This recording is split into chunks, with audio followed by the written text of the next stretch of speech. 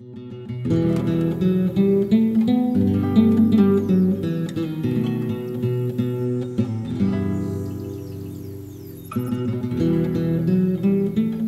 es un valle, pero privilegiado de la bendición de Dios. Tengo 66 años. Yo he vivido, Señor, toda mi vida y nacido aquí.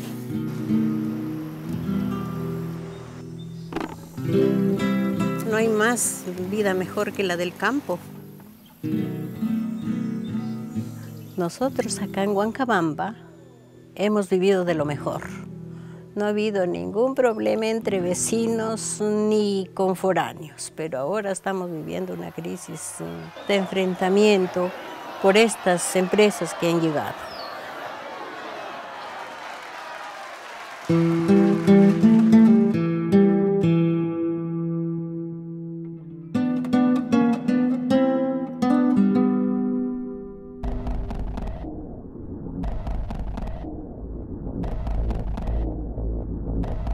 En los últimos años en el Perú se ha implementado un modelo que ha estado basado en industrias extractivas, como es el caso de la minería y los hidrocarburos.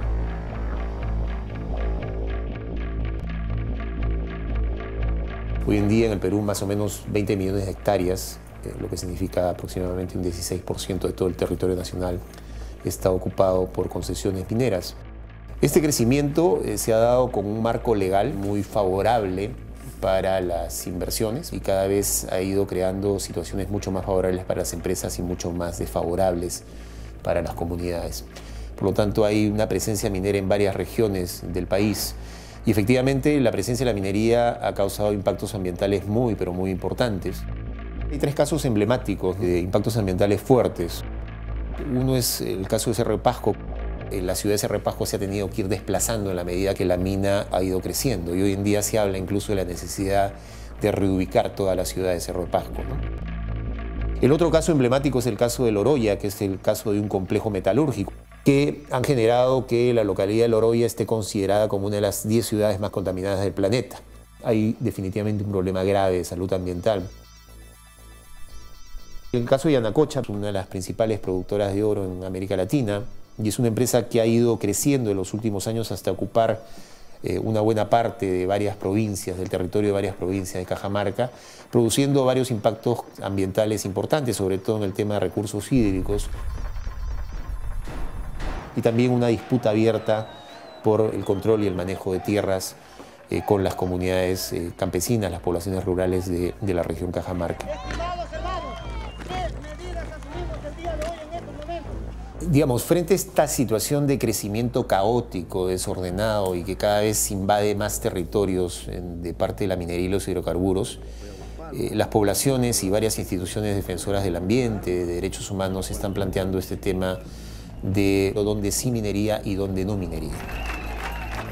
La campaña internacional Minería del Paraíso y Zonas Libres de Minería, ¿qué es lo que busca? Busca respaldar a los movimientos sociales de 4 provincias del norte del Perú, que buscan defender el medio ambiente y el territorio de sus comunidades a fin de declarar y proteger estos territorios como zonas libres de minería. Alrededor del caso de Río Blanco creo que es un excelente ejemplo de por qué es necesario proteger algunos territorios. El proyecto Río Blanco está ubicado en el norte del Perú.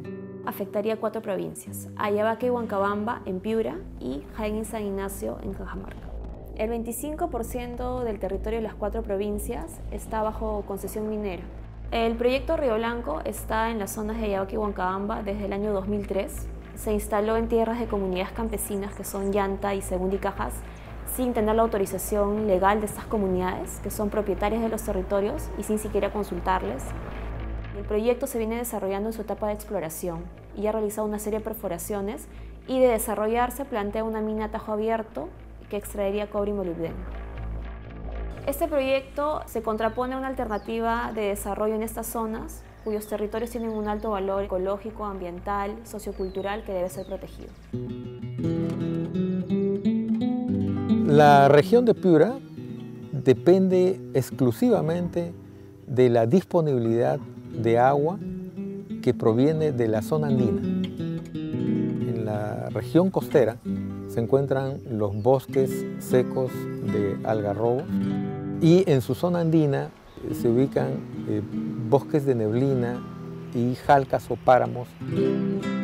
Y estos bosques de neblina representan la naciente de uno de los grandes ríos de la cuenca amazónica, la naciente del río Chinchipe, y que luego se dirigen hacia el departamento de Cajamarca, donde hay una zona de intensa actividad agropecuaria y que finalmente se va a dirigir a la cuenca del Amazonas.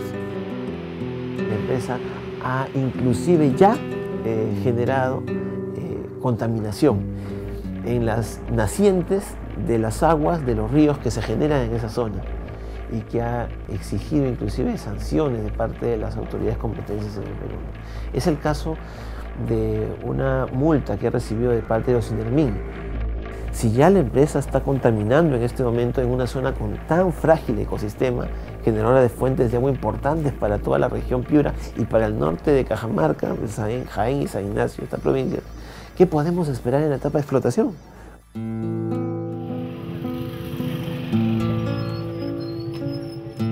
Se hizo una consulta vecinal, una consulta popular, donde la gran mayoría de ronderos, de comuneros, más del 97% dijeron no a las empresas mineras. ¿Y por qué no aceptamos que se haga minería donde está sentada la empresa minera Río Blanco? Porque ahí están la naciente de los ríos. El pueblo está muy ofendido porque siente que nunca han dado permiso, licencia a ninguna compañía para que ingresara a sus tierras para hacer exploraciones. Porque desde el primer momento el pueblo ha sido como agredido, ofendido. Es penoso que un gobierno que se dice democrático deja de lado al pueblo al momento de tomar decisiones. El gobierno de Alan García, que ofreció respetar la decisión de los pueblos, lo que ha hecho García es gobernar de la mano con los grupos empresariales mineros, ¿no? Que son los que al final que imperan para tomar decisiones. Y creo que esto es muy grave porque al final dejas a la población desprotegida. La presencia de la empresa minera ha tenido consecuencias muy directas. Hay gente que ha fallecido producto de eso, gente que ha sido asesinada, gente que ha sido torturada, gente que ha sido vejada. Durante la primera marcha, que fue en el año 2004, falleció un comunero. En la segunda marcha falleció un segundo comunero y fueron torturadas 28 personas, entre hombres y mujeres. En el momento que se produjo la tortura por parte de la empresa de seguridad Forza, en connivencia con los funcionarios de la empresa minera Majás, fueron tomadas unas fotografías de los hechos de tortura. Los afectados presentaron una denuncia ante el Poder Judicial, en realidad ante el Ministerio Público. Y en el Perú existe el grave peligro de que inclusive este proceso sea archivado y ha tenido también que llevarse a Inglaterra. Ha avanzado el proceso, ha habido medidas cautelares que han congelado los fondos de la empresa en Londres. Es increíble cómo funciona la justicia en nuestro país y cómo en otros países sí se administra justicia como debe ser. En la zona se están desarrollando una serie de proyectos sostenibles que tienen que ver con una lógica de desarrollo que está siendo construida por la población. Aquí vivimos tranquilísimos con nuestra agricultura y nuestra ganadería. No queremos ya minería. Mi tierra me da de todo. Da palta, lima, naranja, guava, todo lo que da por la costa de acá. Entonces hay mucha preocupación también en la parte baja de San Ignacio, de Nambaye, donde la gente tiene su café, y un café de calidad, y es un café orgánico, y tiene ya un mercado ganado en Europa, en Alemania, y si alguien pone en peligro, se están poniendo en peligro todo un mercado, toda la vivencia de centenares y de miles de agricultores que se dedican al cultivo de café, de cacao, de otros productos en el lado de Nambaye, ¿no? Y por otro lado hay una identificación muy fuerte de la población con actividades de turismo vinculadas a todo este tema del esoterismo, de la medicina natural. Las huarinjas están en esa zona.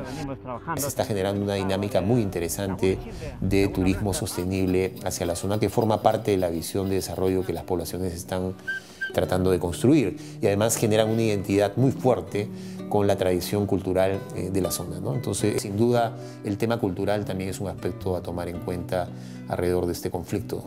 Sabemos que nuestro potencial está ahí guardado, ahí en los páramos de Neblina, ahí en las entrañas de los cerros, ahí en las entrañas de las montañas, ahí está nuestra historia, nuestro tiempo, nuestra trayectoria, y también podemos decir un pasaporte a la superación mañana más tarde. Lo interesante es que el conflicto minero viene generando diferentes tipos de respuesta.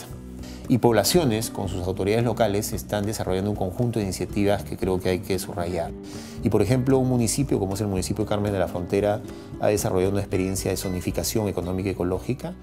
A inicios del 2008 se empezó a trabajar la propuesta de zonificación ecológica y económica para el distrito del Carmen de la Frontera, ¿no? El otorgamiento de concesiones se hace simplemente pensando en la riqueza del subsuelo, pero no considera la riqueza superficial, ¿no? Hemos realizado una propuesta que consideramos que sí va de acuerdo con la visión de desarrollo que tienen los pobladores de la zona. Es una propuesta que ellos han validado, o sea, no solamente es una propuesta técnica, es una propuesta validada por la población. Finalmente, frente a la amenaza del conflicto minero, hay respuestas proactivas, propositivas del lado de las poblaciones que buscan decir: nosotros nos oponemos a la minería bajo estas razones, fundamentamos nuestra oposición en estas razones, pero además a partir de esta amenaza estamos buscando afirmar una visión de desarrollo sostenible que sea alternativo a la presencia minera. ¿Cuáles son los pedidos de la campaña? Que los gobiernos provinciales sigan sus esfuerzos en los procesos de zonificación ecológica y económica y de ordenamiento del territorio. Al Ministerio de Energía y Minas que suspenda las concesiones del proyecto Río Blanco, así como las demás concesiones que no han respetado la voluntad de las poblaciones locales. A las empresas mineras que están planificando proyectos en estas 4 provincias, que respeten la voluntad de los pueblos y la fragilidad de los ecosistemas, y que se retiren de estas zonas declaradas como libres de minería. Queremos zona libre de minería, porque antes hemos vivido tranquilamente, sin mina. Dicen que hay desarrollo. Para mí no es desarrollo. El desarrollo que tenemos nosotros es la agricultura en la que hemos vivido continuamente. En septiembre, a 3 años de la consulta popular que hicimos las provincias de Ayabaca y Huancabamba, declararemos a San Ignacio, Jaén, Huancabamba y Ayabaca libre de extracción minera.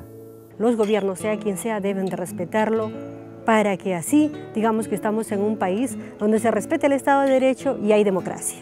Lo que pediríamos a los países extranjeros que nos apoyen, porque aquí en nuestro Perú nadie nos apoya. Hago un llamado a la gente de muy buen corazón para que firmen esta petición, porque es una petición justa para que nuestra provincia esté libre de minería.